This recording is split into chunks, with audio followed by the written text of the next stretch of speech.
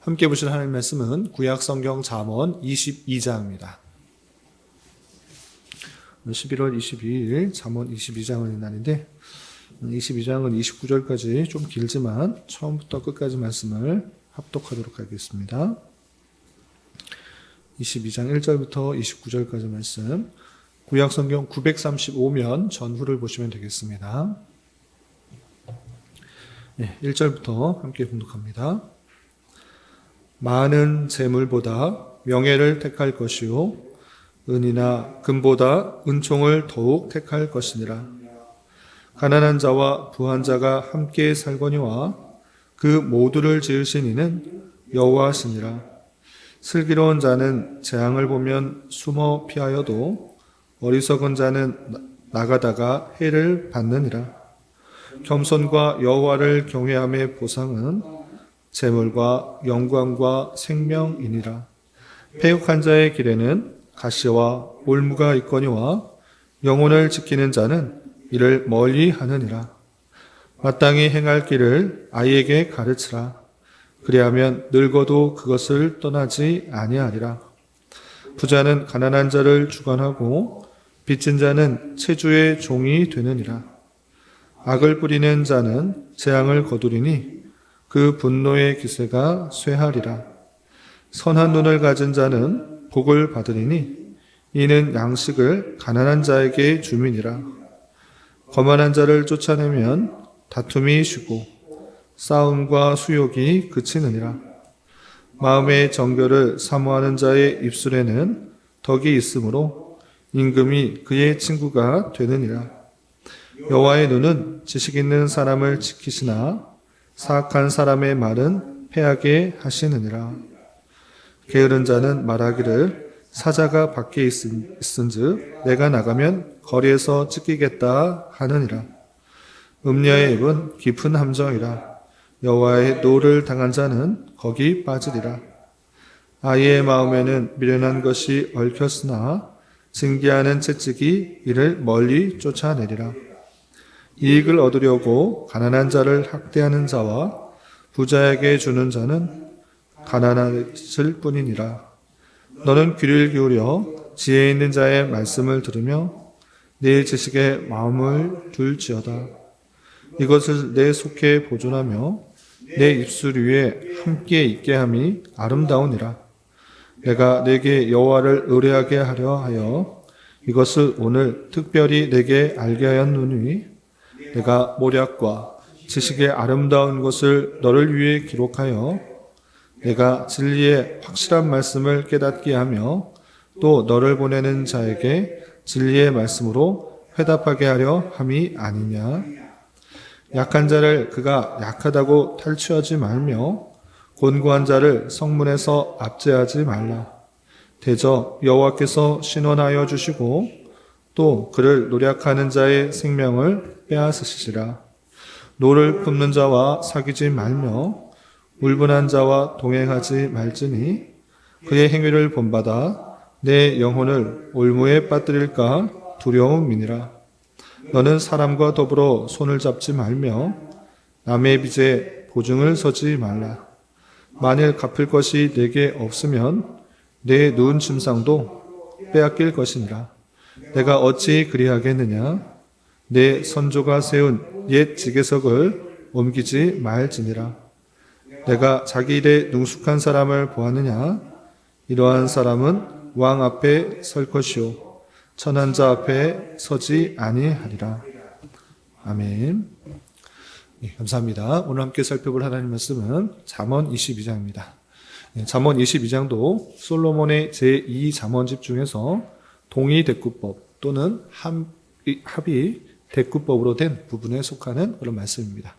대부분이 같은 비슷한 내용을 반복하여서 주제를 강조하고 있는 그런 잠언의 그 구절들이 많기 때문에 그런 입장에서 살펴보면 될 것이고, 또 22장에서도 29절까지 다양한 실제 지혜 있는 자의 삶에 대한 교훈에 대해서 다양한 것들을 교훈하고 있는데, 이해를 돕기 위해서 주제별로 좀 나누면 여러분들 갖고 계시는 말씀일기 책자의 교환과 같이 이렇게 되어 있습니다. 1절부터 5절까지는 주로 부귀에 관련된 잠언이 나오고 있고요. 6절부터 12절까지는 의의 길에 있어서 어떤 훈련들을 해야 되는지 마땅한 교훈들이 주로 나와 있고, 또 13절부터 16절까지는 나태자 또 음녀와 같은 악덕에 관하여서 어떻게 대해야 되는지 그런 교훈이 주로 나와 있습니다. 그리고 17절부터 21절까지는 지혜 있는 자의 잠언을 어떤 방식으로 대해야 되는지 그 서론에 해당되는 말씀에 더욱더 집중해라 라는 그런 교훈의 말씀이 담겨 있고요. 또 22절부터 마지막 29절까지는 사람과의 관계에 있어서 특별히 가난한 사람들에 대해서 또 악한 사람들에 대해서 어떻게 대해야 되는지 다양한 교훈들이 많이 등장하고 있습니다. 내용을 다 살펴보기는 어렵고 큰 주제 위주로 또 몇몇 구절을 대표로 살펴보면서 아침에 교훈을 받도록 하겠습니다. 먼저 17절부터 21절까지는 솔로몬이 이 잠언을 쓴 이유가 잘 드러나 있는 마치 잠언의 서론격과 서론에 해당되는 그런 내용들로 나와 있는데, 여기부터 살펴보고 또 나머지를 또 살펴보도록 하겠습니다. 17절 보면 너는 귀를 기울여 지혜 있는 자의 말씀을 들으며 내 지식에 마음을 둘지어다. 이것을 내 속에 보존하며 내 입술을 위해 함께 있게 함이 아름다우니라 라고 하면서 여러 가지 하는 말들이 있는데, 수많은 말들에 있어서 흘려 듣지 말고 잘 귀를 기울여서 마음에 두어야 된다라고 표현하고 있는 것입니다. 수많은 말들이 있지만 그 말을 한 귀로 듣고 한 귀로 흘리는 것이 아니라 정말 필요하고 중요한 말이기 때문에 귀 기울여 들을 뿐만 아니라 마음속에 잘 간직하여서 또 내 속에 보존하고 입술로 고백함으로 이것들이 계속적으로 지켜져야 된다라는 것들을 강조하는 것을 볼 수 있습니다. 또한 19절 이하 21절까지 보시면 내가 내게 여호와를 의뢰하게 하려 하여 이것을 오늘 특별히 내게 알게 하였노니 내가 모략과 지식의 아름다운 것을 너를 위해 기록하여 내가 진리의 확실한 말씀을 깨닫게 하며 또 너를 보내는 자에게 진리의 말씀으로 회답하게 하려 함이 아니냐라고 하면서 이런 지혜의 말을 하는 것은 나를 따르라 라는 그런 의미가 아니라 나와 같이 부족하고 연약한 것들을 하나님께서 지혜를 주셨으므로 여호와를 더욱더 의뢰하고 의지하게 하기 위해서 이 잠언을 주는 것이다. 그리고 오늘 특별히 이것을 알려준다라는 것을 통해서 더욱더 이 말에 집중해야 된다라는 것들을 강조하고 있는 것입니다. 그래서 솔로몬이 알았던 그 수많은 지혜와 지식들, 어느 사람과 비교해도 결코 뒤처지지 않는 그 나라뿐만 아니라 그 주변의 수많은 나라들로부터 그 지혜와 지식을 듣기 위해서 많은 사람들이 찾아오고 또 조공을 바치며 그 놀라운 지혜와 지식에 탄식하고 또 탄복하는 그런 모습이 있을진데, 그런 것들이 내가 갖고 있는 그 지혜일진데 그것을 알려주어서 확실하게 깨달아 또 마음속에 깊이 두고 또 여호와를 의뢰하고 의지하는 그 모습 가운데 더욱더 서기에 하기 위해서 이런 잠언을 하는 것이다, 이렇게 표현하고 있는 것입니다. 그러므로 말미암아 더욱더 이 잠언을 흘려듣지 말고 더욱더 잘 들어야 된다라고 강조하고 있는 모습을 볼 수 있습니다. 그렇다면 솔로몬이 이렇게 많이 강조하고 있는 그 잠언들, 그 잠언이 가득 들어있지만 오늘 말씀에서 강조되는 몇 가지 주제를 가지고 좀 살펴보도록 하겠습니다. 다시 1절로 돌아와서 첫 부분에 있어서는 부귀와 관련된 여러 가지 잠언들이 좀 모여 있습니다. 몇몇 구절 보시면 1절에 이런 표현이 있습니다. 1절 보시면 많은 재물보다 명예를 택할 것이요 은이나 금보다 은총을 택할 것이라 라고 하면서 재물보다 중요한 것은 명예고 금이나 은보다 더 중요한 것이 은총이다 라고 하면서 이 땅의 사람들은 돈이면 부면 모든 것을 할 수가 있고 모든 것에 목숨을 거는 그런 모습이 있는데 정말 그러한 것인가? 그렇지 않다. 금보다 은보다 많은 재물보다 더 중요한 것이 명예일 것이고 또 하나님께서 주시는 은총이다. 그 은총에 더욱더 마음을 두고 살아가야 된다라는 것들을 생각해 생각하도록 권면하는 모습을 볼 수 있습니다. 또한 2절에는 이런 표현도 있습니다. 2절 보시면 가난한 자와 부한 자가 함께 살거니와 그 모두를 지으신 이는 여호와 신이라 라고 표현했습니다. 이 땅에 살아가다 보면 가난한 사람도 있고 부한 사람도 있습니다. 하나님께서 계시다고 하면 공의의 하나님, 또 의로한 하나님, 또 사랑의 하나님이 계시다고 하면 가난한 사람이 어떻게 생길 수가 있는가? 하나님께서 사랑을 베푸시고 인자를 베푸셔서 그를 또 부하게 만드시면 되지 않은가? 이렇게 생각할 수 있는데 그 모두를 지으시는 하나님이시다 라고 하면서 부를 갖고 있을 때 가난한 사람을 함부로 여기지 말고 또 그를 멸시하거나 무시하지 않도록 하는 것을 교훈하는 것을 볼 수 있습니다. 부를 가지고 있다고 하면 내가 또 언제 또 가난하게 될지 알지 못하는 그런 상황 속에서 남을 생각하고 또 이해할 수 있도록 하는 그런 교훈의 말씀을 살펴볼 수 있습니다.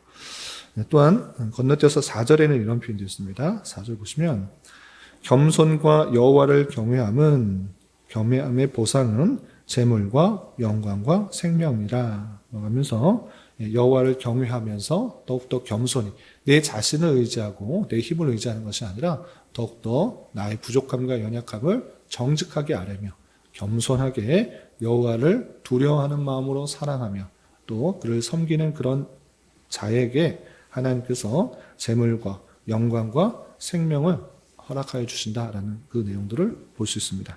이렇게 가난한 모습일지라도 더욱더 여호와를 경외하고 또 그 말씀에 순종하는 삶을 살아갈 때 하나님께서 필요한 것들을 채워주셔서 생명을 보존케 하신다라는 그런 교훈의 말씀을 살펴볼 수 있습니다. 그리고 6절부터 12절까지는 의의 길의 훈련에 관한 다양한 잠언들이 나와 있는데 다 살펴보진 않고 6절과 15절 비슷한 표현인데 이런 표현이 있습니다.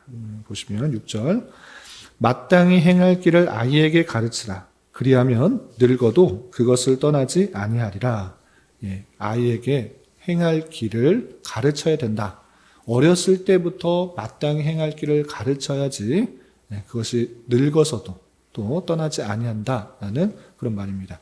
우리나라 속담에는 3살 버릇이 80까지 간다라는 그런 표현처럼 어렸을 때 그런 습관과 행동들이 오래 지속된다라는 것을 통해서 마찬가지로 잠언에서는 아이에게 바른 것을 바른 길을 가르쳐 주는 것을 통하여서 그 늙어서도 나이가 들어서도 그 바른 습관들이 계속적으로 이어질 수 있도록 해야 된다라는 것들을 강조하고 있는 것을 볼 수 있습니다. 비슷한 표현으로 15절에는 이렇게 되어 있습니다. 아이의 마음에는 미련한 것이 얽혔으나 징계하는 채찍이 이를 멀리 쫓아내리라 라고 표현하고 있습니다. 아이가 태어났을 때 선하게 태어나기 때문에 그 선한 모습들을 계속 지켜야 된다. 이렇게 주장하는 사람이 있는가 하면 아이는 태어날 때부터 그 몸에 그 육체를 가지고 있는 그런 소욕들이 있기 때문에 악한 그 모습들이 적나라하게 드러나게 된다.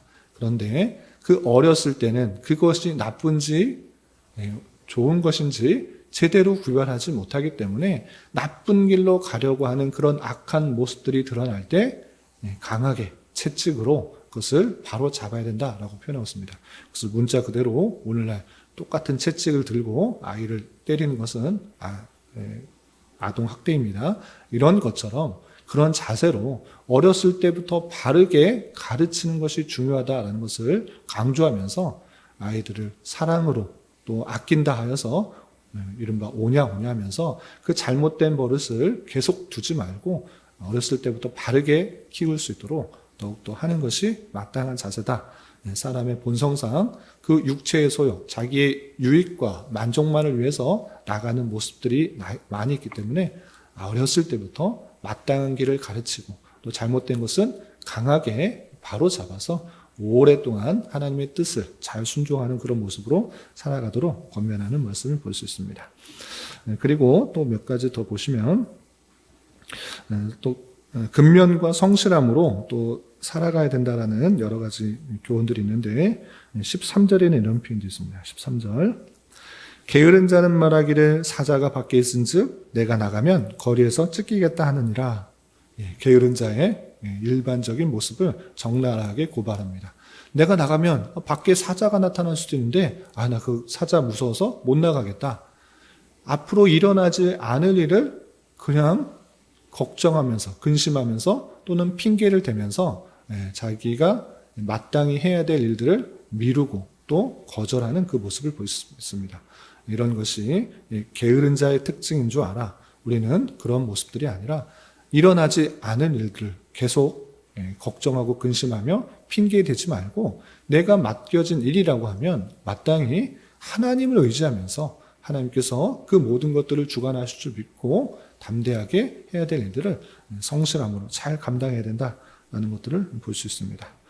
또한 16절에는 비슷한 표현이 이렇게 있습니다. 16절 보시면 이익을 얻으려고 가난한 자를 학대하는 자와 부자에게 주는 자는 가난하여 질 뿐이다 라고 하면서 자신의 유익과 만족만을 위한 삶, 그것은 오히려 가난한 자나 부자에게나 모두가 해가 된다라는 것을 보게 됩니다. 그런 줄 알아. 나만의 유익과 이익을 위해서 행하는 모든 불의한 것, 불법적인 것, 정의롭지 못한 것, 속이는 추, 이런 것들이 당장에 보이기에는 내게 많은 유익이 되고 또 부를 얻어주는 것 같아 보이지만 실상은 오래 가지 못하는 것이고 또 주변 사람들에게 많은 피해를 주게 되는 줄 알아. 나만을 위해서 살아가는 것이 아니라 나의 유익만을 위해서 살아가는 것이 아니라 함께 우리에게 주신 그 공동체를 함께 생각해 보면서 이웃의 유익까지도 함께 살아가는 그런 삶을 살아가야 될 것을 교훈하는 것을 볼 수 있습니다. 그리고 마지막 단락인 23절부터 29절까지는 가난하고 약한 자들에 대해서 바르게 행해야 될 여러 가지 교훈들을 하고 있는데 특별히 연약한 사람들, 그 사람들에 대해서 어떻게 대해야 되는지 또 여러 가지 표현들을 하고 있습니다. 23절 먼저 보시면 약한 자를 그가 약하다고 탈취하지 말며 곤고한 자를 성문에서 압제하지 말라 했습니다. 약한 자, 이른바 나보다 조금 못한 사람들, 내가 더 힘이 있다고 생각해서 그 사람의 약함을 착취하고 그 사람의 어리석음과 부족함을 이용하여서 나의 유익을 꾀하는 것, 그거 옳지 않다라는 것입니다. 또 곤고한 사람들 있을 때 이 사람들 참 어리석구나, 부족하구나 라고 하면서 압제하고 탈취하고 또 빼앗는 것, 이것은 옳지 않다라고 하면서 우리가 이 땅에서 살아가면서 그런 연약한 사람들, 곤고한 사람들 많이 보게 될 터인데 그런 사람들을 이용하여서 나의 유익만을 취하는 것, 그런 것 옳지 않다라고 강조하고 있는 것입니다. 비슷한 표현으로 23절에 이렇게 표현되어 있습니다. 23절. 23절. 대저 여호와께서 신원하여 주시고 또 그를 노약하는 자의 생명을 빼앗으시리라 라고 하면서 그런 연약한 사람들 하나님께서 신원하여 주시고 또 그렇게 압박하였고 노력하였고 탈취하는 사람 하나님께서 생명을 빼앗으신다라고 하는 것처럼 그런 약한 사람들에 대해서 또 곤고한 사람들에 대해서 함부로 대하지 않도록 하는 그 모습을 볼 수 있습니다. 또한 노를 품는 자 24절 보시면 노를 품는 자와 사귀지 말며 울분한 자와 동행하지 말지니 그의 행위를 본받아 영혼을 올무에 빠뜨릴까 두려움이니라 라고 하면서 노를 품는 자, 또 울분한 자, 화를 내기를 쉬워하는 사람들, 이런 사람들은 미련한 자의 특징이요 또 지혜가 없는 자의 특징이라 할 수 있는데 자기 생각대로 되지 않음으로 말미암아 화를 내고 울분을 가지고 있는 것인데 그것은 하나님께 온전히 주권을 맡기지 못한 하나님의 그 전능하심들을 온전히 신뢰하지 못한 자의 특징이다라고 할 수 있겠습니다. 그런 사람들과 사귀지 말고 동행하지 말라. 왜? 똑같이 그렇게 될 줄 알아. 그런 사람들과 사귀지 말라라고 표현하고 있는 것입니다. 의인으로서 또 지혜 있는 자로서 모든 것을 주님께 맡기고 의뢰하며 하나님께서 하나님의 그 선하신 방법으로 또 심판하시고 또 책망하실 줄 알아. 온유한 마음으로 화평한 마음으로 대하는 그런 자세를 가져야 될 것이고 그렇지 않은 자, 울분을 토하고 또 노를 품는 자와는 동행하지 말며 그의 사상과 생각을 혹여나 받아들이고 함께 될 줄 알아. 그렇게 동행하지 말고 가까이 하지 말라라고 하는 것을 볼 수 있습니다. 또한 26절과 27절에서는 함부로 남에게 빚보증 서는 것, 그거 다시 한번 조심하라라고 강조하고 있습니다. 26절, 27절 이어서 보시면 너는 사람과 더불어 손을 잡지 말며 남의 빚에 보증을 서지 말라. 만일 갚을 것이 없으면 내 누운 침상도 빼앗길 것이라. 내가 어찌 그리하겠느냐 였습니다. 이전에도 이런 비슷한 잠언이 있었습니다. 남에게 빚 보증 서지 마라. 그거 다 뺏기니까 빚 보증 서지 말라 이렇게 되는데 성경 전체의 말씀 안에서 이 부분을 해석해야 될 것입니다. 오늘날 전혀 빚 보증 쓰지 말고 어떤 것을 보증 서지 말라. 남이 어떻게 되든 상관없이 나는 그렇게 도움 주지 말라. 이러한 것이 아니라 자기의 경제 형편도 살펴보지 못하고 함부로 남을 의지하거나 믿거나 이런 것 상당히 조심해야 된다라는 것을 강조하고 있는 것입니다. 마땅히 내가 가진 재물을 가지고 넉넉할 때 부족한 사람을 도울 수가 있고 또 그를 가난하고 힘든 사람들을 도와주는 것, 그것이 앞서서도 강조했던 그런 이웃에 대한 바른 자세일 것입니다. 그러나 자기 형편도 제대로 살펴보지 못하고 함부로 보증 서는 것, 네가 누워있는 침상까지 빼앗길 수 있다. 너 지금 돌아봐라. 딱 너가 누울 수 있는 침상 하나 있는데 그거 제대로 알지 못하고 남에게 보증을 선다고 그것까지도 빼앗긴다라고 경고하고 있는 것입니다. 그래서 내 형편을 잘 살펴보면서 함부로 남에게 그런 빚 보증 서는 것 상당히 조심해야 된다라고 하면서 도울 수 있는 그런 형편과 또 여유가 되었을 때 사람들에게 또 도움을 주어서 자신의 그 결단과 친구에 대한 그런 사랑, 이웃에 대한 사랑들을 좀 잘 구별하여서 도와줄 것을 표현한 것을 볼 수 있습니다. 한 구절만 더 보시면 28절에 이런 표현이 있습니다. 28절 내 선조가 세운 옛 지계석을 옮기지 말지니라 되어 있습니다. 이스라엘 땅은 사고 파는 것이 금지되어 있습니다. 하나님께서 주신 제비뽑기로 하나님께서 이것은 우리에게 주셨다라고 하면서 그 땅을 늘려가지 못하도록 했습니다.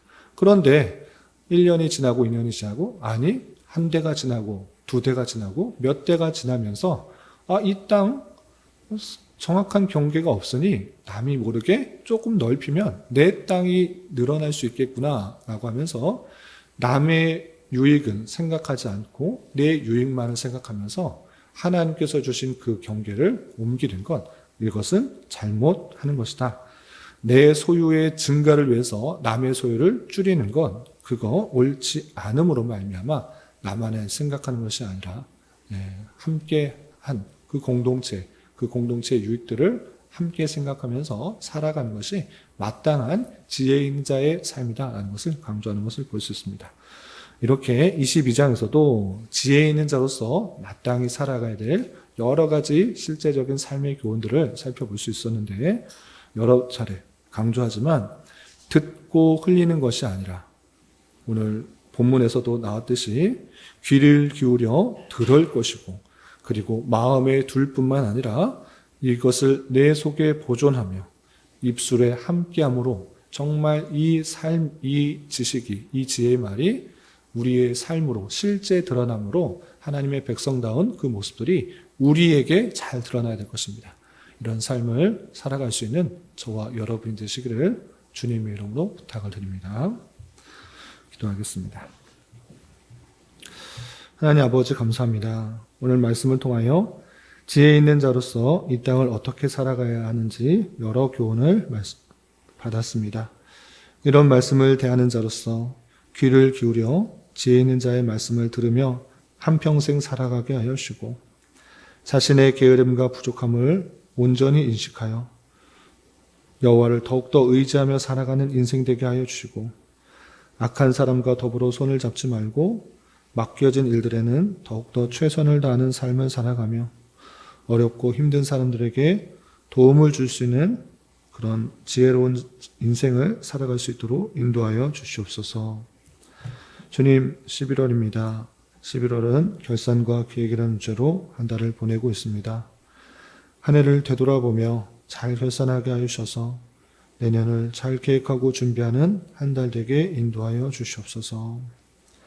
주님, 교회 내 육체의 연로함과 또 상해로 가족의 전도와 신앙을 위해 자녀의 학업과 진로를 위해 직장과 사업장의 문제로 주님께 간절히 기도하는 여러 지체들이 있사오니 주님께서 그 모든 상황과 여건, 마음과 생각을 주장하여 주셔서 우리의 기대와 소망보다 훨씬 더 풍성한 것들로 채워주신 하나님을 깊이 경험할 수 있는 기회 되도록 인도하여 주시옵소서.